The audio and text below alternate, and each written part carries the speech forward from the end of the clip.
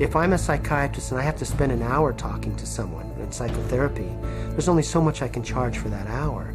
But if I can come in, give you a pill, and send you back out in 15 minutes or 10 minutes, that's a much more efficient use of my time monetarily.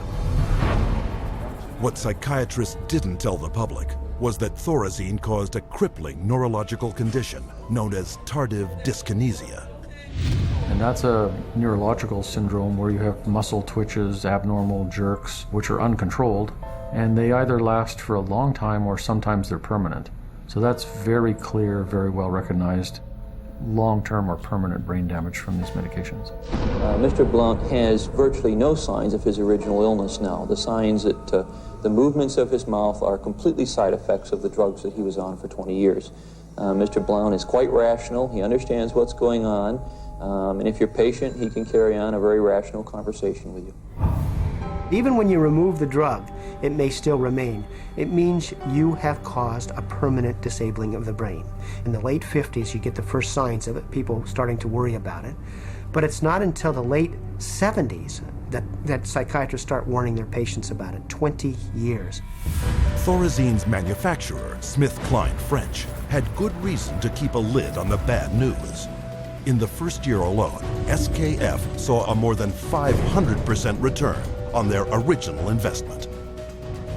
With the public and the press kept in the dark about the severe and disabling side effects, prominent doctors and psychiatrists met in Puerto Rico to lay the groundwork for the expansion of psychiatric drugs far into the future.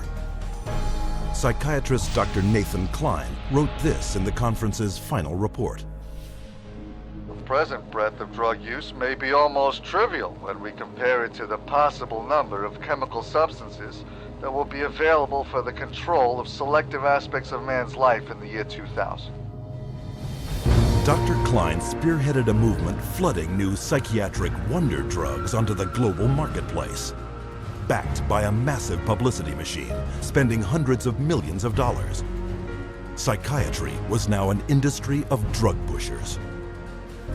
By 1970, the American Psychiatric Association was so dependent on drug company money that 30% of its annual budget came from pharmaceutical advertisements in its official journals.